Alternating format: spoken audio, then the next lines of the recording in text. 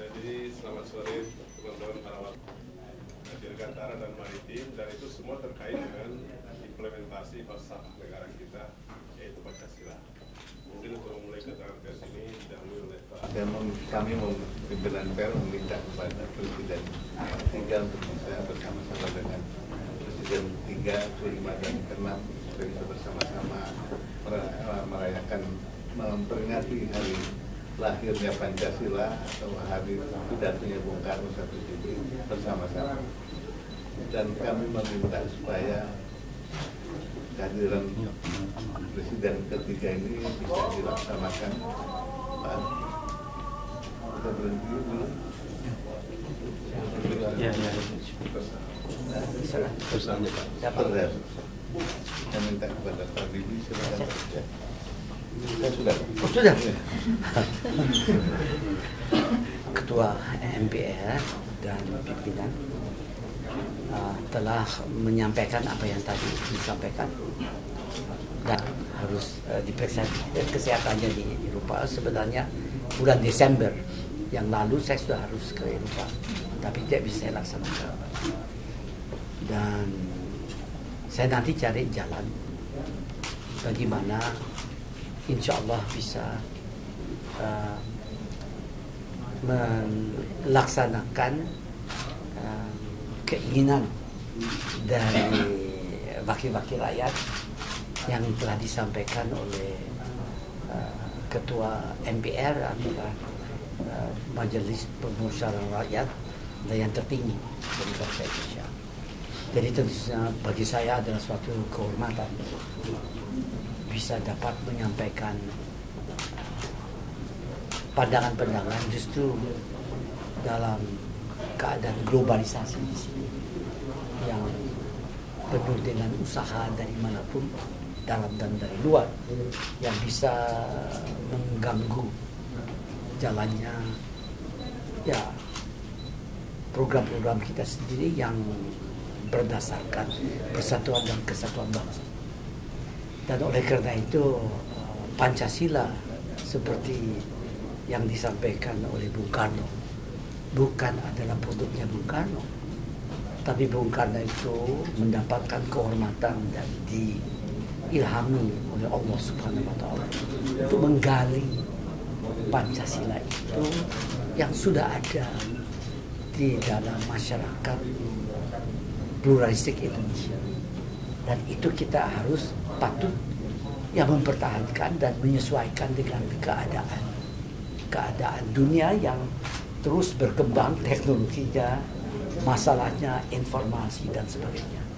Jadi pertama saya ucapkan terima kasih Pak Taufik dengan Ibu dan Bapak yang berkenan mampir menilik saya di sini, dan juga saya bersyukur bahwa Ketua MPR dengan pimpinannya itu memiliki wawasan yang patut kita syukuri, ialah dia utamakan terhadap Pancasilanya.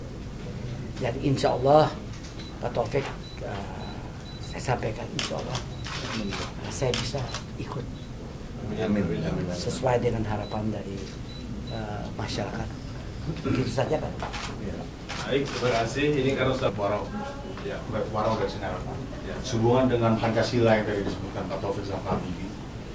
Sampaikan saya membuka pesantren Al-Zaitun itu berdasarkan hanya satu, bahwa pesantren itu mengkonsentrasi pada peningkatan kualitas iman dan takwa, sumber daya manusia terbarukan, dan peningkatan penguasaan ilmu pengetahuan dan teknologi. Saya tidak ada masukan yang ternyata mereka itu sebenarnya menurut pendapat saya sudah melanggar undang-undang dasar kita sendiri. Jadi saya dengan masukan yang Presiden dapat masukan tersebut, ya tentunya dari Intel dan sebagainya yang mengatakan itu okay, dan saya nilai bahwa itu inisiatif untuk meningkatkan kualitas SDM. Ya, tidak ada alasan bagi saya untuk tidak datang. Apakah waktu itu Bapak kurang informasi dari intelijen ataukah itu bagaimana Pak? Nah, saya kan udah bilang. Pak Habibie, saya ingin dikatakan, maksudnya sudah ada tim yang dibentuk oleh Presiden. Jadi sebagai lembaga pendidikan itu tidak ada masalah. Kemudian orang memakai cover itu untuk kegiatan lain, yang mana bisa Pak Habibie sampai ke sana mengurusnya. Silakan. Ya, saya tidak tahu kan. Yang lain. Yang lain? Ada? Kalau tidak ada, baik, terima kasih. Oh. Dari Saya dari Today, Pak Deka. Ini yang saya tanyakan terkait dengan ada komunitas Yahudi yang mau memperingati jadi Israel. Tadi udah dijawab sama Pak Teguh, sudah dijawab sama pimpinan MPR lainnya. Udah beredar. Mengenai kemarin kan baru terjadi kecelakaan pesawat Merpati yang FA-60 itu.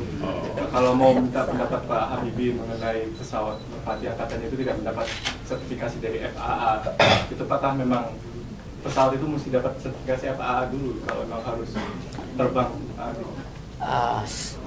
Kita harus lihat sejarahnya perkembangan industri penerbangan. Industri penerbangan yang terbesar dan yang tertua di dunia ada di Amerika Serikat. Karena di situ sudah boleh dikatakan hampir 100 tahun yang lalu udah mulai orang terbang bawa pos dan sebagainya.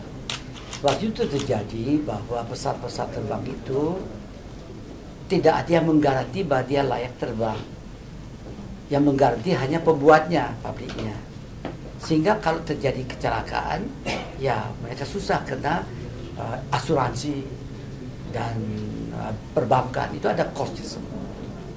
Dari pengalaman itu yang berakumulasi, lahirlah yang namanya Pusat Keunggulan Federal Aviation Agency, yang lahir bukan top down dari pemerintah, tapi dari bottom up, dari kebutuhan masyarakat, untuk mengamankan agar supaya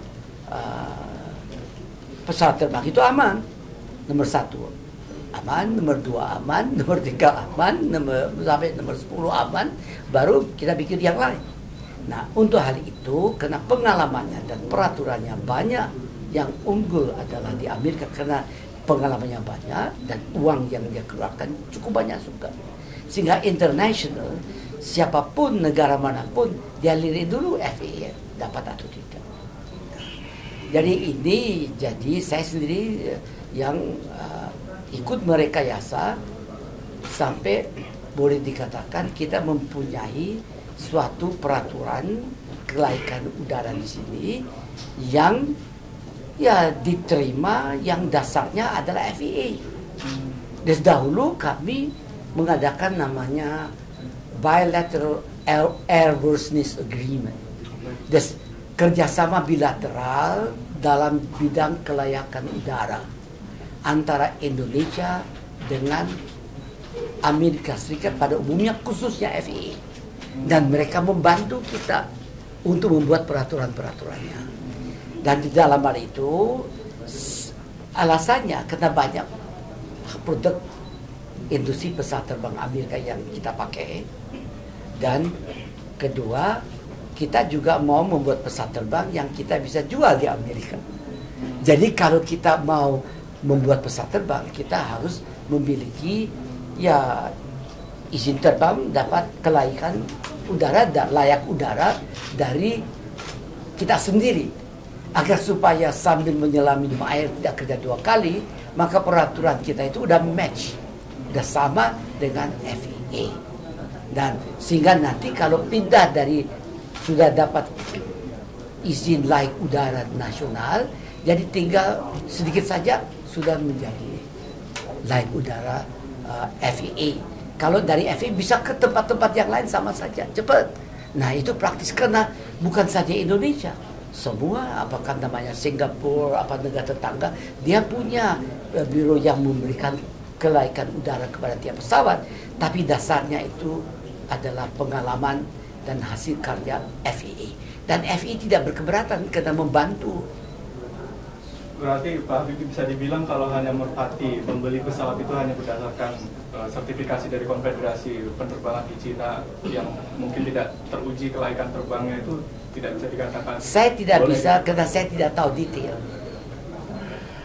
Oke, cukup baik ya. Terima kasih untuk teman-teman wartawan. Mohon maaf kalau ada yang kurang-kurang.